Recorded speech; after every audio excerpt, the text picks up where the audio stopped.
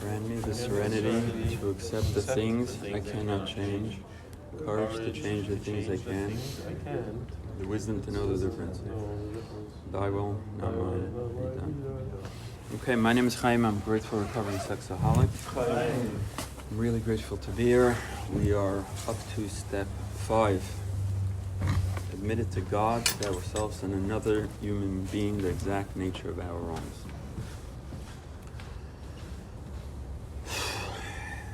In essay, we hear a lot about this concept and this idea of admitting our flaws.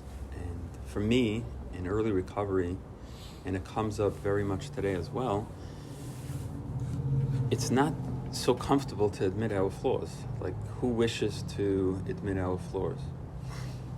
And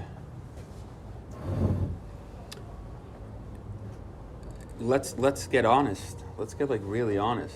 It sucks picking up a telephone and telling somebody on the phone that I just yelled at my wife, or I was just very obnoxious, or I did something wrong with my kid, or I really laid it into a guy at work, or just I'm feeling crappy. I just don't feel good. You know, the world that I live in is such an outer world of I need to give off to you based on the clothing I wear, the face I make, the look I give, the shoes I wear, the way I literally brush my hair or my beard. That life is good by me, or the lack of hair, I should say. In the back, the hair in the back. Literally, I need to give off to you an impression that life is good. And not only do I need to give off that impression, but I felt for years that I need to give off an impression of and it's not so good for you? Is there anything I could do to help? And meanwhile, I'm corroding within.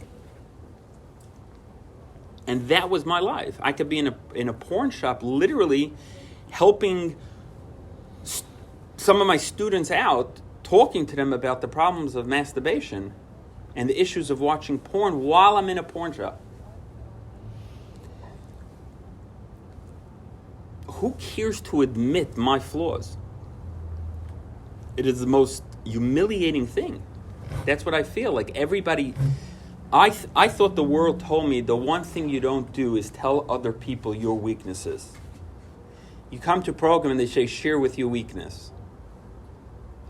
I truly believe that one of the reasons we go around the room and we open the meetings with everybody saying their MOs is to really just show everybody that we're all just the exact same, and this is why I'm here. I'm like you and you're like me. You watch porn, I watch porn. You masturbate, I masturbate. Who cares the flavor of the addiction, but we're all just one. We're all just so the same. The moment we step out of here is that feeling, if you're like me, of oh boy, okay, how do I show you that I'm making money when I'm not? So how do we do this exactly? How do I show you that I'm really living the good life? How do I pretend that my family's all intact? How do I cover up and paint the picture over the garbage that is going on inside of me? And there is nobody in the world that needs to paint a picture of the garbage that is going on inside of them to cover up the corrosion and the deficit than us sexaholics. No one. No one. You know how much work I needed to do for myself to cover up and make believe life is good when I'm in an adult bookstore, or I'm in a strip club as a Jewish kid with a wife and children at home, and my wife's calling me. You know how much lying I needed to do? You know how much deceiving I needed to do? You know how much I needed to show the world that I am really a good guy, when the only person that knows that I'm really not as good as I pretend to be is me? If you were like me, I did not like what I saw in the mirror. I absolutely hated what I saw in the mirror on a daily basis. And the only thing I was able to do to get rid of what was really going on inside of me is make sure the outer me, the exterior me, is so perfect and intact that actually you believe it. To the point that I stop believing it. To the point that I need to fool myself into a belief system that really things are going well. I know I had this experience in my 13 years in being in program. Guys who leave program, I meet them occasionally here and there. For them to admit that their life sucks is so difficult. It's so painful to just finally say, you know something, I don't got this in order. Step 5 is the opportunity to finally come clean with somebody in this program and say, you know something, I really don't got my shit together. Life really is not working out. Even if I'm making loads of money. Life is really not working out. You know why? Because between me and myself, I can't exist. Between me and myself, it's just not working out. Could I for once and for all tell you what's been going on by me? And could you please help me? That's step 5. Step 5 is we finally take off the coat and we just get honest. With who? Like it says, we admit it to God, we admit it to ourselves, and we admit it to another person. There's no faking it anymore. It's not I'm going to play the game, I'm going to admit it to one guy and to the other guy I'm going to show that life is good. It's not anymore I'm going to tell God, you know those moments of clarity when we're either praying or we're on our knees or we just got our butt kicked and we're just, God, I'm willing, I'm help, I can't take it anymore. And then 2 minutes later we walk around like life is great. We're driving the pimp car, or we're living the good life, we're going out to eat, we're blowing around, life is good. For once and for all, I look in the mirror and tell myself the ultimate truth. The ultimate truth is if I continue down this path, life is just going to get worse and worse and worse. That's the beauty of step 5. The beauty for me of step 5 was for once I was able to sit down with my sponsor and show him the ugly. I don't have to tell him about who my last name is and what I come from, and I don't have to put on this facade. I could tell him, you know something? It hasn't been working out that great. It really just hasn't. And I could admit to myself what I don't want to admit. And one of the hardest things to admit in this program, more than anything, at least for me, is that guy got his shit together and I don't. I've sat in these meetings myself personally guilty of looking at the people that I want what they have, and instead of asking them for it, I shame them. I belittle them in my head. I belittle them to others. I knock them. Instead of coming over and simply just saying, could you help? Instead of being humble and saying, let me just listen to the guy. Let me listen to where he came from. Let me understand his problem. Let me get to his solution. He could not stop masturbating. I can't stop masturbating. He hasn't masturbated in 2 years, 3 years, 5 years, 10 years, 15, 20. How is he doing that? He's the biggest flirt, this guy. He's flirted with anything that walks, and he doesn't do it anymore. How do I do that? By walking around and showing everybody in program that I got my stuff in order? Sexually sober for X amount of time, doing very good, my wife and children, yeah. So what do you do for a living? When inwardly, even if I'm sexually sober, quote unquote, my life sucks. I cannot stop flirting. I cannot stop looking at nudity. I cannot stop going onto YouTube. I cannot stop lusting after the neighbor. I cannot stop picking up the phone and calling my cousins who's a girl. I cannot stop. And you could? So I have to knock you and shame you and belittle you because you figured out how to do it? This is the one time in program where we could finally go over to somebody and say, hey, buddy, I'm broke. And I've been broke for years. And I've tried it my way in every which way, shape, or form. And they tell me, you've been broke also. And I've been listening to you. And you know something? It sounds like you got a few bucks in your pocket. How do you get it? Can you just tell me what to do? How lucky we are that we're part of such a fellowship. Scholl talks about this all the time. Old-timers talk about this all the time. How lucky we are we're in a room with 20, 30, 50 doctors that figured out how to solve the problem that I'm struggling with today.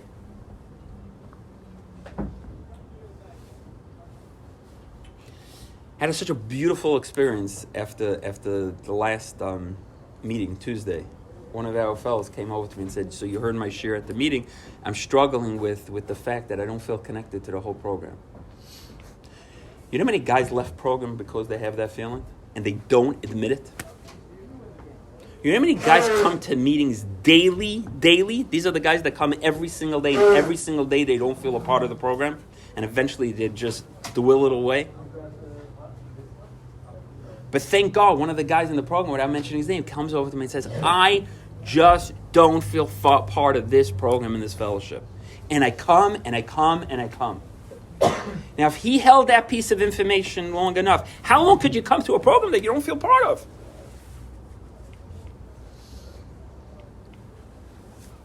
And thank God I was able to give him the gift that was given to me, because there was times I didn't feel part of this program. And there's times, even though I'm around for 13 years, I still don't feel part of this program.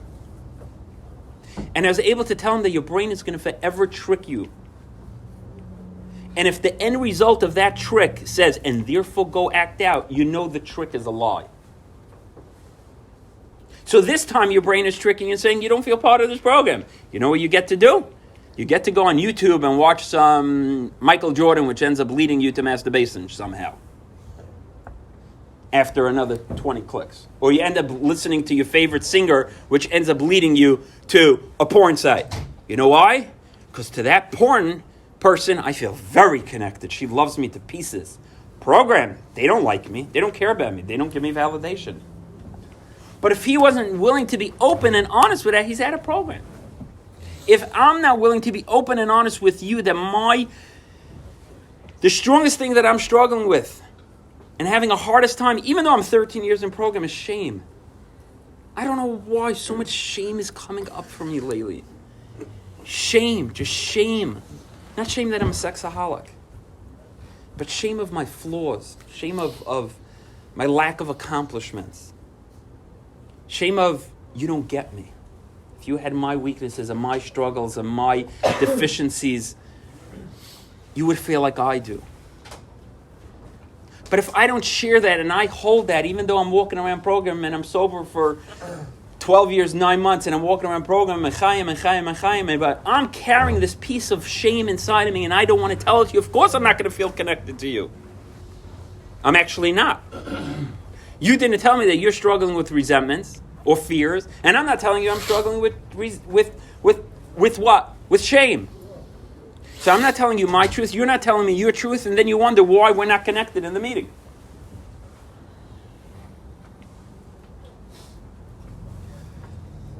What about actions of lust? One of the hardest things is to bring up in a meeting and come in and say, you know something? I looked at nudity yesterday. Not I took an action of lust, because that means nothing. I took an action of lust is basically like, you know the guy when you meet him in wherever you meet him and say, you want to do some business together? And the guy goes, yeah, call me. You know, nothing is ever coming out of that. Or the guy asks you, how you doing? And you say, good. And you? Good. Thank God. You know there's no connection. This is the one place, the one time in our life where we so badly wanted to connect. We're such sensitive people, all of us. We have such big hearts. We so badly want to get to know each other. And yet I'm going to sit and put up this facade of 12 and a half years sober. You're going to put up the facade of 2.5 years sober. I'm not going to tell you my truth. You don't tell me your truth. We come around, and then we say program doesn't work.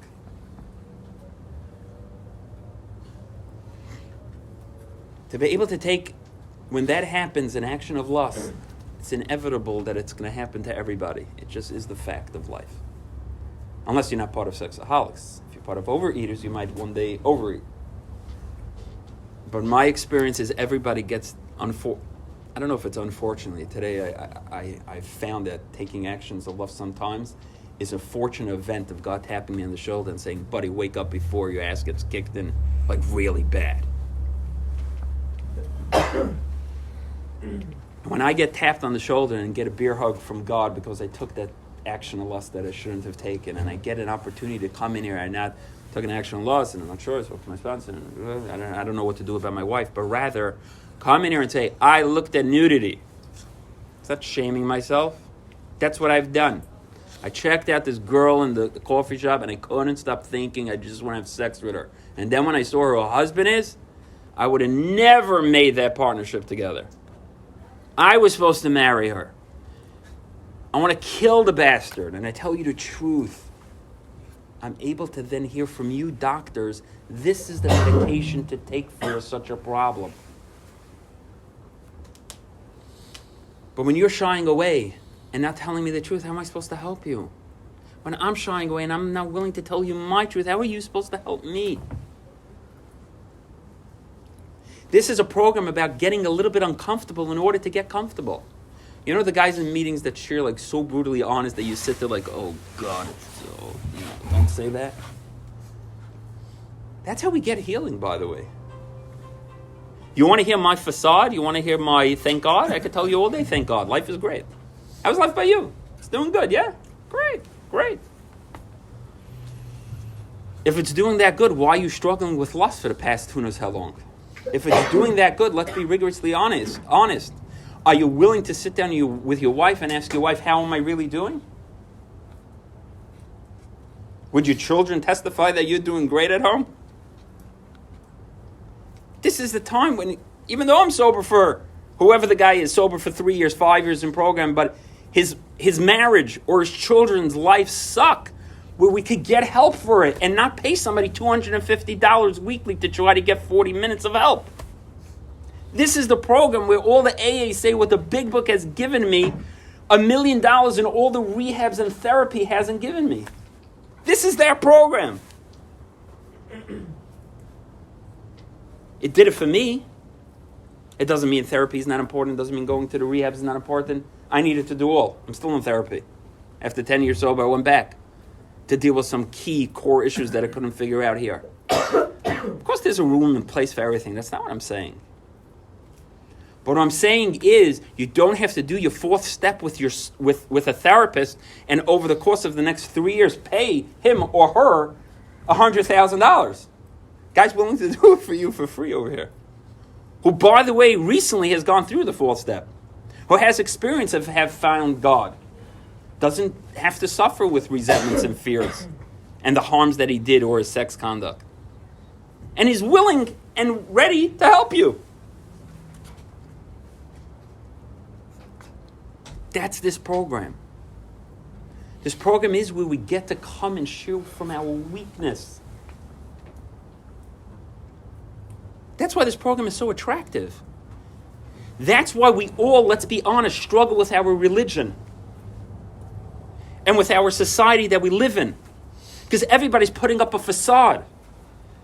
So when it comes the holiday, or it becomes a winter vacation, and everybody's like, so where are you going for vacation? Oh, you're staying home. Okay. You're staying home. You're staying home. No, it's not bad. I go away. My wife wants me to go away. I really don't want to go. And then everybody that's away is on the phone about... I ended up here. I wasn't supposed to be. I was supposed to really go over there. Ended up here, but it didn't work out the flight, so we ended up coming here. And everybody's constantly just showing why they're one step ahead. We hate it with a passion.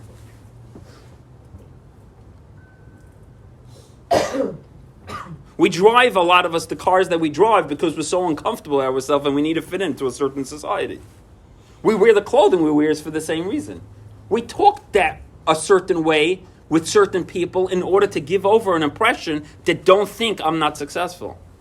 You know the pain of a guy who's a pauper and pretending his whole life that he's rich? You know that pain? That agony? Feeling different? Me personally, I lived in a very poor neighborhood my whole life. I was considered like the richest kid on the block. 2 months a year, I went to this very, very fancy, very high-fluent scale of very wealthy people for 2 months a year. And I felt like the absolute mice poor guy. That's my life story. They both sucked. I just want to be like you. I want you to be like me. We kill each other in program. Chaim doesn't get me. David doesn't get me. Joe doesn't get me. This guy doesn't get me. Nobody gets me. You know who gets me? That babe on the screen. Wow, she gets me. That girl in the coffee shop. Ooh, she gets me. As opposed to coming to a fellowship where we all get each other. We're all here because life didn't work out. And we found a solution to our problems of life, and it's called masturbation, porn, fantasy, and lust. We found a solution to life's problems. And then I come here and the only thing I talk about is God and meditation and spiritual awakenings and how life is so good. Then when I take the action, I just push it under the carpet and wonder why life is sucking. And then what ends up happening, and I'm guilty of this, is I end up bringing the outside world into program. And I just start putting on that same facade that I put on in the outside world, I put on here. And it ends up coming about after the meetings, an attitude of sitting around and bullying around of business and work and family, breaking traditions after tradition after tradition, as opposed to, can we get honest? I'm dying, help me. Help me. I don't want that. I could be in the coffee room. I could go to synagogue afterwards and bull around with the guys for the same price. I could talk business there. What do I have to do it here for? Yes, I'm sober, but this program is not working for me. My wife hates my guts. What do I do? Help me. We could actually get a solution for that here. My children's lives are not working out well. What do I do? We're so lucky we could tap into experiences of everything. As opposed to just let's talk and bull around and joke around. My sponsor called me out on this so many times. And I had to admit, yeah, I'm guilty of it. I would rather go to the guy who I'm most friendly with and just sit down and joke around with him instead of talk about recovery. Sports? Hell yeah, I'd rather talk to you about that than anything else. It's another form of prostitution. Let's not talk about what's really going on inside of Chaim.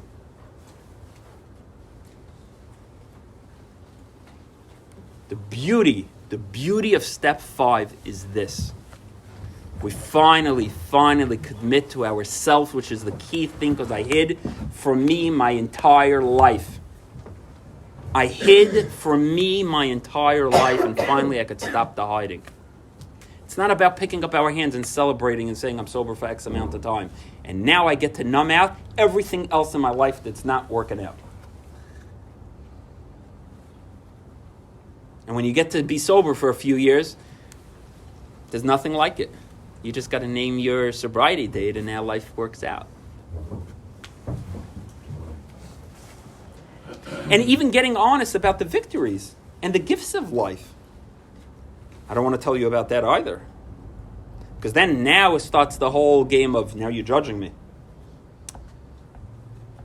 And I went through this in program for such a long time. When I share with you my weaknesses, I feel you don't get me and I feel like a failure. And when I share with you my strengths, I feel like you knock me. Oh, there he goes again. With all his victory speeches and all his miracles of the program. Miracles, oh, you have more miracles you want to share? Miracles? Let me hear about your miracles of program. So basically, you're teaching me what the rest of the world taught. Just lie. But the big book says the only people that could get sober are those people that could be rigorously honest. And if you can't be rigorously honest, you can't get sober, you can't stay sober.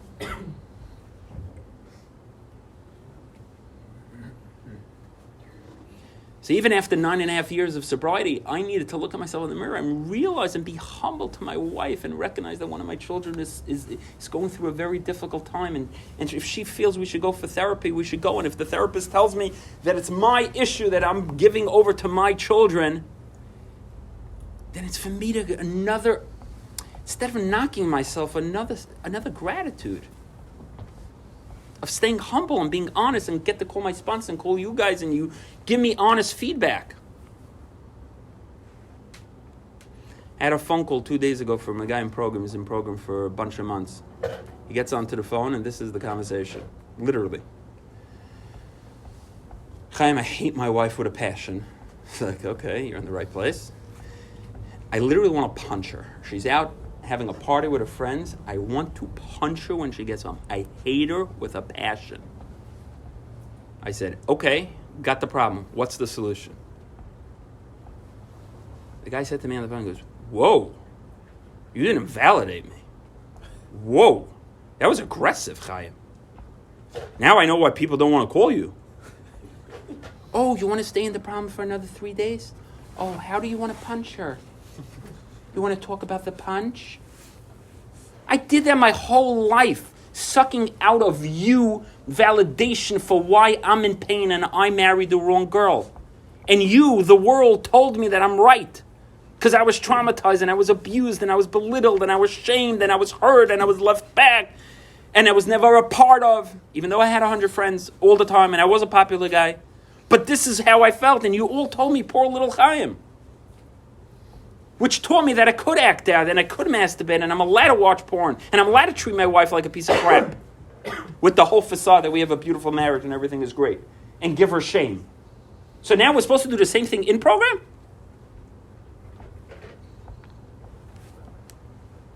I told the guy innocently, I said, hey, how about praying for your wife and just write a gratitude list? She stayed with you after cheating on her? Why?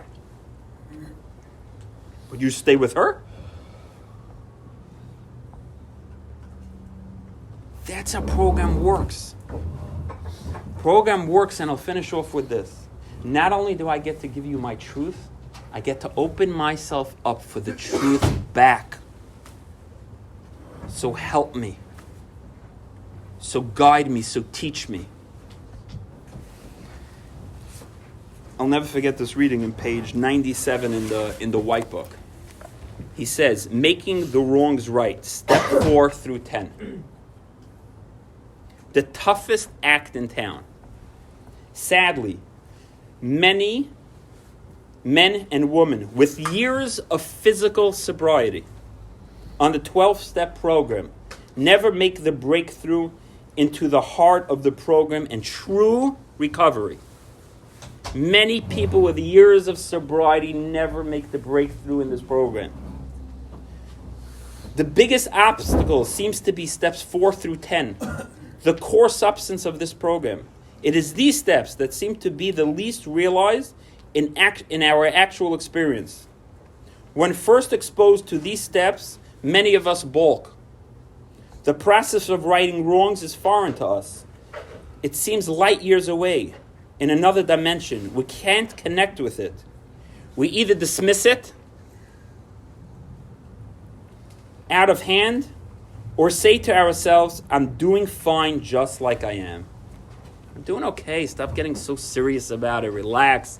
People are staying sober. It's working. Like, take it easy. Take it easy. Everything's okay. Blindness and denial. It is as though we will go to any lengths to avoid doing what is required for our own healing. We're willing to go to any lengths in this program to avoid our healing. I'm willing to lie, I'm willing to deny, I'm willing to do whatever it takes not to get well in this program. When some members see that such persons are captive to externals rather than to having had an awakening to life. Exactly what we're talking about. I'll cover it up with money, with finances, with business, with problems, with anything. All externals, instead of having a spiritual awakening to life. If sobriety is all there is, I want no part of it. There are few things so pitiful as an aborted spiritual life. The amazing thing is that we can give the appearance of life even though we are dead. Exactly what we're talking about. We could give the appearance to everybody in this program that life is good, we're doing well, when inside ourselves, in our root and in our heart and soul, we're really not doing well. And then when it ends up happening, I've seen this numerous times, and Shola could testify to this, you stay sober 6 months, you stay sober a year, you stay sober 2, 5, and then you relapse and go back out there. Or you stay a dry drunk, which basically means you're lustful half of the time, you're basically acting out, you just never actually masturbated, you're not telling people the truth, you're saying it half-baked, you're willing to listen to the solution, but only from certain people at certain times. You create your own program with your own insights, with your own ideas. And then meanwhile, you have this whole fluff going on inside and life doesn't work out. And then we blame the program for it. In my experience, what I had to find is the greatest gift this program has given me is Chaim, shut your brain off and just follow direction from the person that works. It sounds foolish if I have a heart problem to walk into the specialist on heart surgery and tell them how to perform the heart surgery.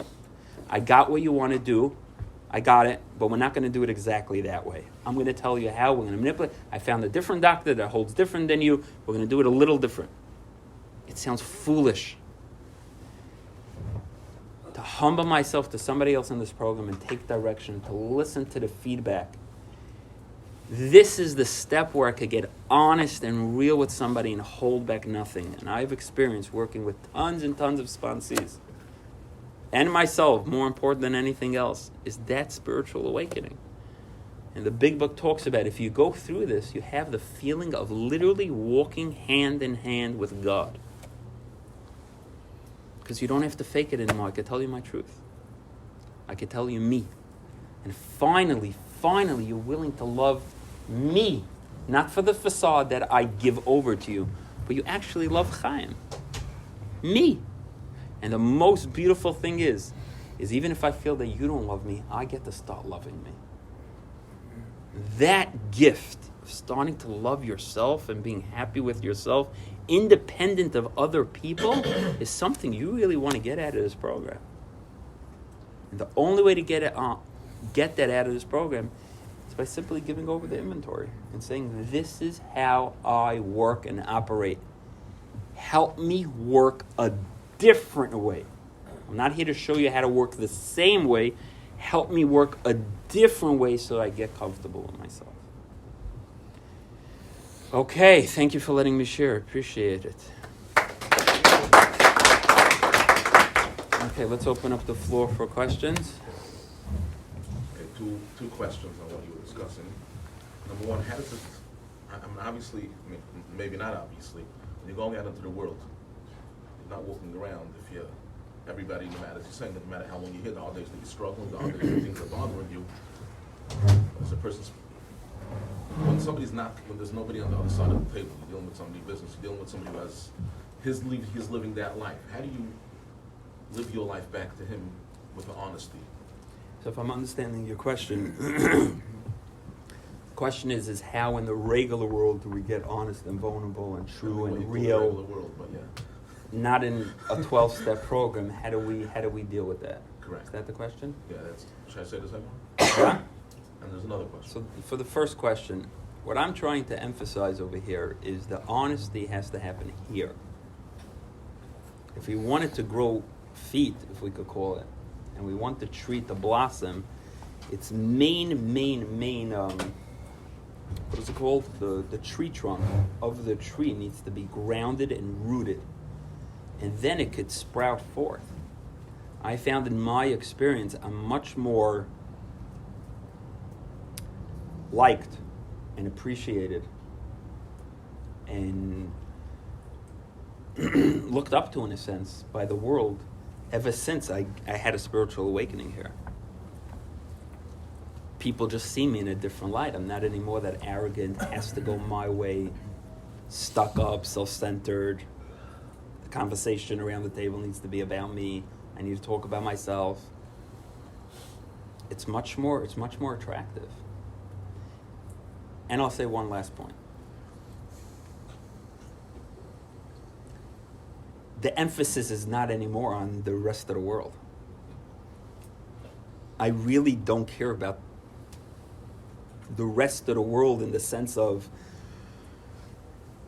it's not my emphasis in life, is to become a status and people and becoming big. My emphasis in the world is to be there for Chaim, to be there for my wife, to be there for my children, and to nurture them and to give them as much as humanly possible so that when they go out into the world, they feel much safer than I felt as a child. So that's where this ultimate truth and ultimate appreciation and ultimate giving over, and that's where I put all my emphasis in. And that's what I want to talk about in steps 6 and 7, is the wife and children. Being there for the wife and children. And for myself, my character defects don't allow me to do that. It's not anymore. I really don't care about the meetings and the parlor meetings and the get-togethers and this guy's status and this guy went there and this money and this guy's the next richest guy in there. It's almost like bleh. It's just so nothing to it. And I've experienced, and we've spoken about it. I once was speaking to Doe about a popular guy who I've lusted after his money and his everything. The guy can't go down the ski without drinking. He had to leave the ski course to go drink in his hotel. And we know this about everybody. We know every celebrity and every politician. Going after the worldly things is a dead life. I just don't want that anymore. I lived that life. It sucked. Next question is you mentioned about just sitting around schmoozing or something like that. This element of fellowship, what's the balance? Great question. So the question is, I mentioned that after a meeting, sitting around, bulling around, joking around. So what's the balance between healthy, like bulling around and joking around, and the balance between working the program after the program? We call it the meeting after the meeting. There's no right answer to that. There really isn't. How many meetings am I supposed to go to? I don't know. How bad is your cancer? How much bullying around should I do? I don't know. How much recovery do you want? There is an aspect of it, but in early recovery, I needed to be really set forth. And there's nothing wrong with the bullying around, and it should happen. There needs to be a friendly coffee atmosphere, going out after the meeting and meeting up with guys, going bowling, having a great time. But is the sole purpose to go out with the guys to numb out the pain of life? Or while I'm enjoying myself bowling, I could tap the guy on the shoulder and say, I'm struggling with my marriage. Help me. Who do I talk to in program? I don't know what to do. It's not working my way. With the fun. The fun is an element of life and we're supposed to enjoy.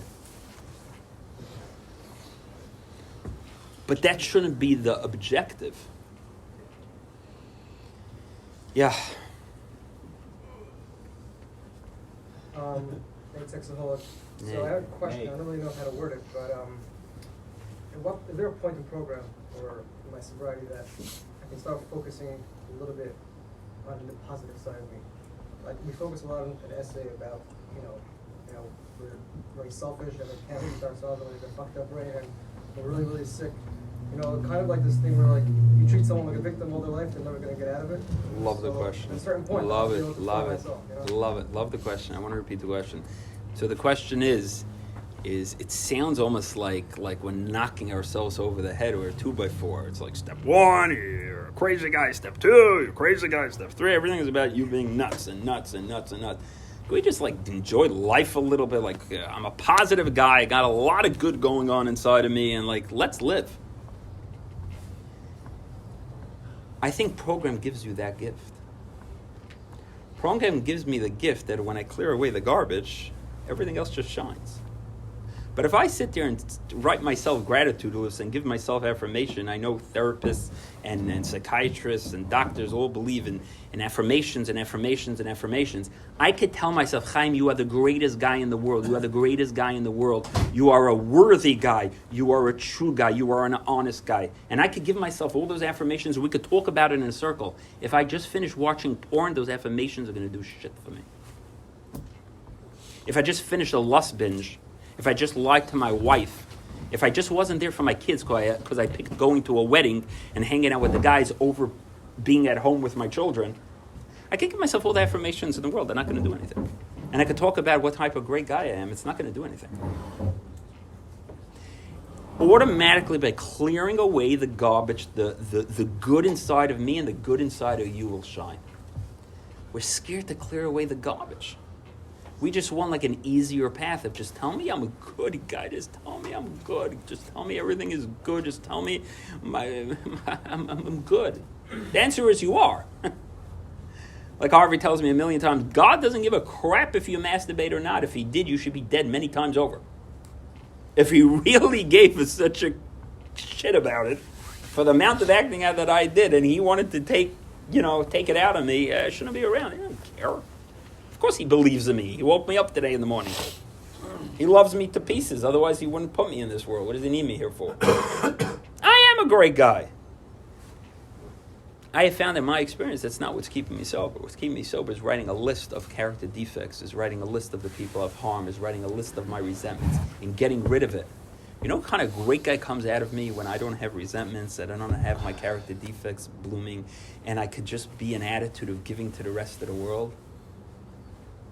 I automatically feel good about myself when I'm not resenting, when I'm not fearing. I just love myself to pieces.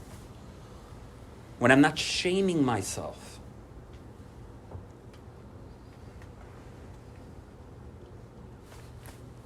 Yeah, Yitzi said that. Yitzi. So the guy, he's theoretical. He's having a great week, and Teacher, I have a friend who masturbates. and he's spiritual, he's connected, and then one day, just it seemed out of the blue, and he goes and he watches some lust, he puts on a movie that has nudity. So does he go back to his beginning of the week, I had a great week, it's great, keep it up? Or does he say, what the hell's going on? Why did I just go back there? Well, Great question. This is very relevant.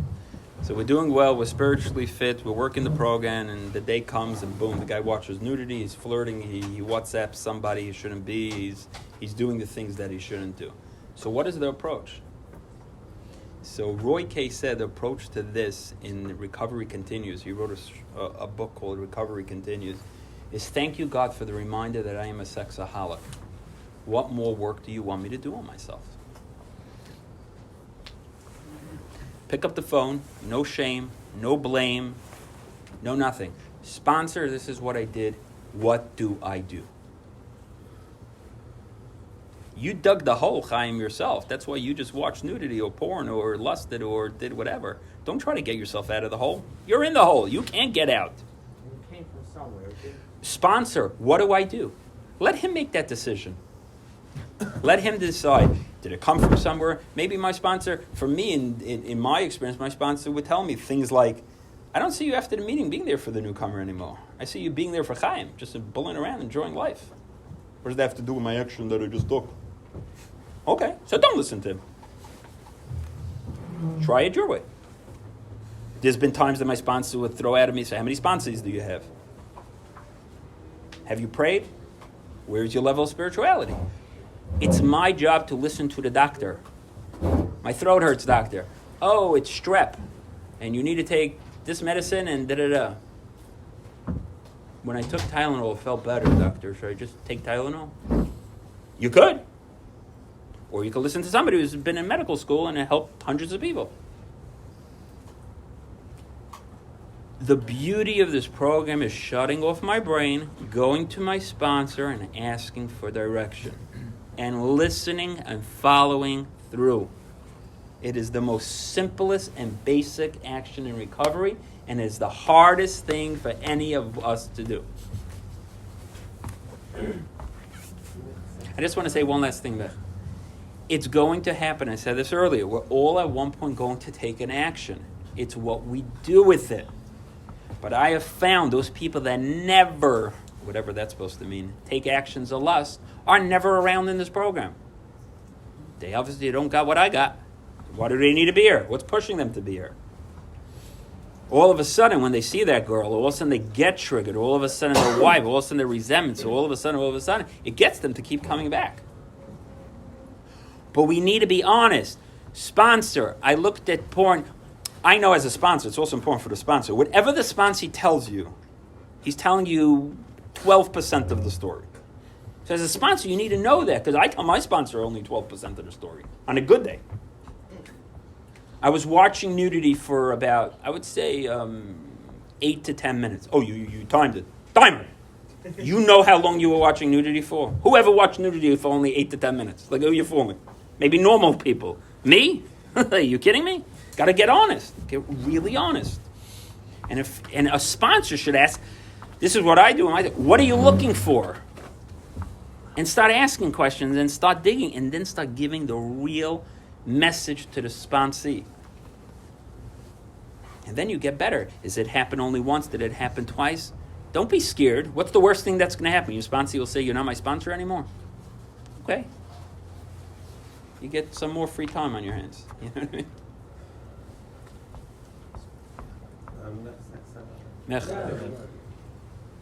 So many things that you're saying are like to shut your mind off and listen and do and take action and do. But so many of the principles are changing your belief system. And it's very hard to just switch that off. Is it a matter of just doing it and then it's going to sink in? Because Beautiful. I could try from today's Beautiful. occurrence to thinking that. Beautiful. So we're talking about the whole time about changing our belief system, but it's like if I was able to just change my belief system, I would just change it and then listen. Obviously, I can't just listen, and that's why I'm not listening, and I'm having a hard time changing my system, right? So what do I do to change it? The way not to change is indulge in more lust and in more acting out. And the way for me that it got changed is by coming here and asking God to change it for me. I'm powerless over everything. Is by humbling myself and coming here and getting honest. And through the steps, my changes just happen. By working the steps, things just fall into place. There is an element of trust. When you go to the doctor, there's an element of trust.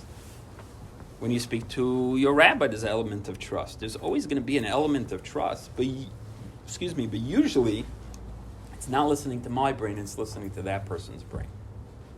When you go for financial coaching or financial backing, or you're speaking to your accountant, there's an element of trust wherever we go. But that's the beauty of doing the inventory. It's like, for once and for all, I hold the inventory in front of me, and it's like 82 resentments, 36 fears. I'm scared to do my harms because I've harmed that many people. At one point, it's like, please help me. Like, this doesn't work for me anymore. Obviously, I act out. I hate my wife, God, my children, everything about me. I hate my job. I hate blah, blah, blah, blah, blah, blah, blah, blah. Help! Or the denial of, I don't resent or anybody. Life is good. I just watch porn for the thrill of it. Okay, so continue. Or humble yourself and say, the pain is so severe that I can't even write it down. And like Harvey taught me, you say, God, write it for me. I can't get rid of my character defects. I say, God, in my steps 6 and 7, take it from me. I can't find God. I say, God, I offer myself to you so I find you. I can't do anything. I'm powerless. I'm ultimately powerless over everything. But from my weakness comes the strength. From my admission comes positivity and comes correction. God takes all, I said this 1,000 times, God takes all my manure and makes it into fertilizer if I hand him the manure.